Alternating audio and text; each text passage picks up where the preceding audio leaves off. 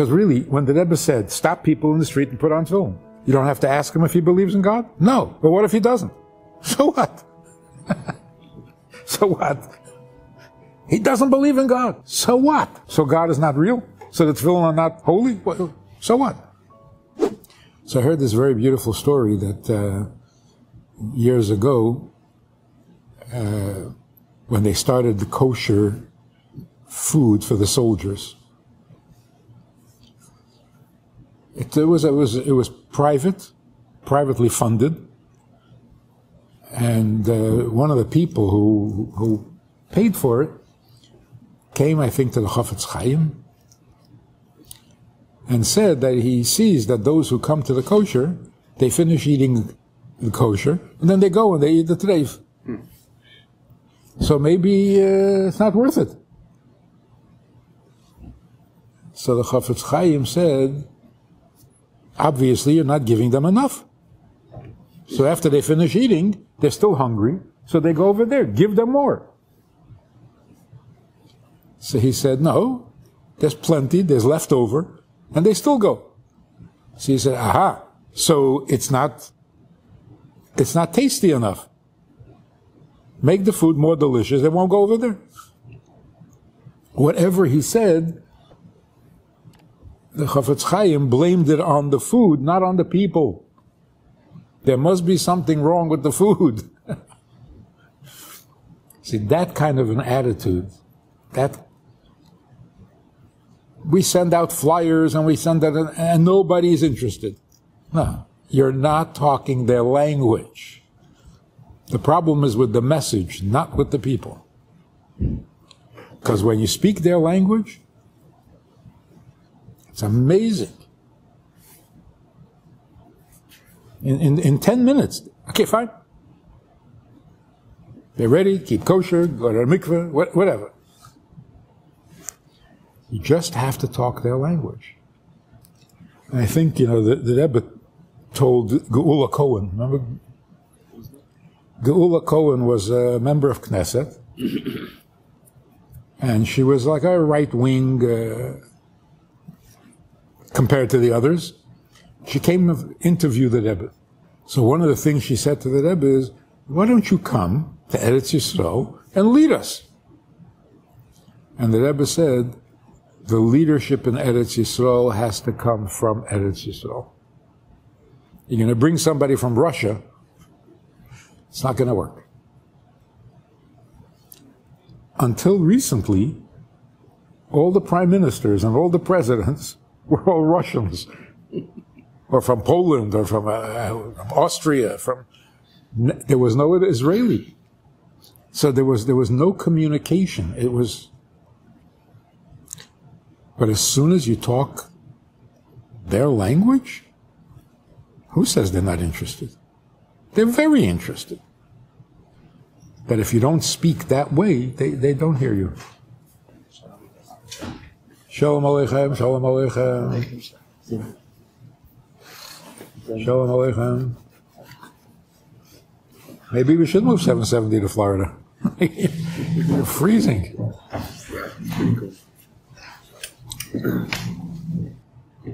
I was in Israel now, so I was speaking for a group of women. So this woman said, I want to do mitzvot, but I'm Chiloni. And I want to be Chiloni, but I want to do mitzvot. So do I have to become dati? I said, please, don't become dati. Stay Chiloni and do mitzvot. She said, oh, good. What did we just, what was this conversation? What just happened here? She'll stay Chiloni, but she'll do mitzvot. And what will she be? What will she be? If a Chiloni does mitzvot, what will she be? So really, what was she thinking? What does Chiloni mean? She wants to do mitzvot, so she'll be Shomer Shabbat, and she'll eat kosher, and she'll go to the mikveh, but she'll be Chiloni. What does that mean? If you can be Chiloni and do Mitzvot, then what does Chiloni mean? She meant, don't force me. If I'm Dati, I have to. I don't want to have to, I just want to do it. Huh? She kept the Bechida. Yeah. Perfect. Also, I think she meant a Chiloni woman dresses nice. The religious women, they don't dress so nice. So can I still dress nice? Yeah, you can dress very nice. So yes, what does she have to do? No, do the mitzvot. And be Chiloni, I don't care.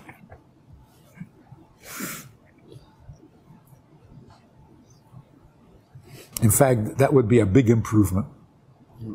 If everybody stopped being Dati and became Chiloni doing mitzvahs, that would be perfect. It would also bring peace.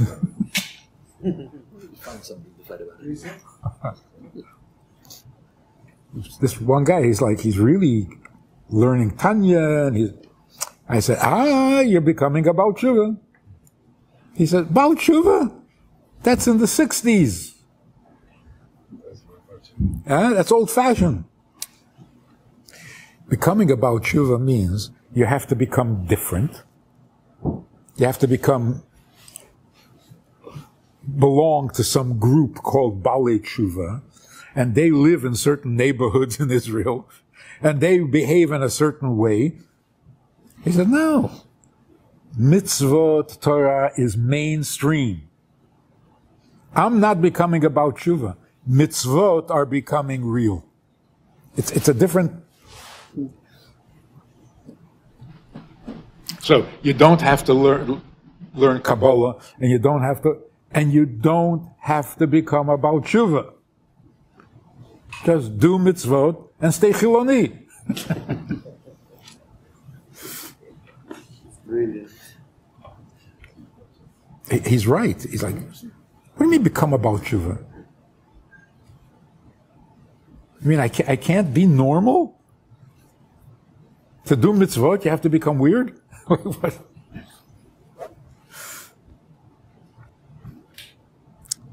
Everybody who asked the Rebbe, I want to become a Baal Tshuva, so should I quit college? Should I stop being a doctor? Should I stop being a professor? No! Don't you dare stop. That means God is available. Don't go looking for him someplace. On top of a mountain. He is where you are.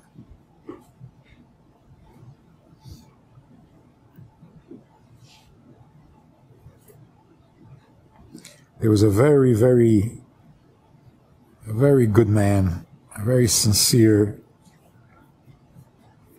He lived in Canada, and he was a chemist. He had a drugstore, a pharmacy. The first time that he went to see the Rebbe, he was very nervous and very excited and but he asked the Rebbe, what is my purpose? So the Rebbe said to him, immediately, in Canada, at that time, every drugstore had to be open on Shabbat. Because, like a doctor, you have to be available. Person needs medicine. In Argentina, it's the same thing. So the Rebbe said to him, your purpose is to break that conviction that a drugstore has to be open on Shabbat. So that all the drugstores, that Jews, a lot of Jews were in the business, that they should know that, you can keep Shabbat. The man was shocked. He thought for sure that Rebbe would say to him, go to yeshiva, close the store, become poor. So he said, that's my purpose? The Rebbe said, yes. So he went, and he did his purpose. He accomplished it? Accomplished it. It wasn't a law official. It was like a hanocha that people assumed you have to be open.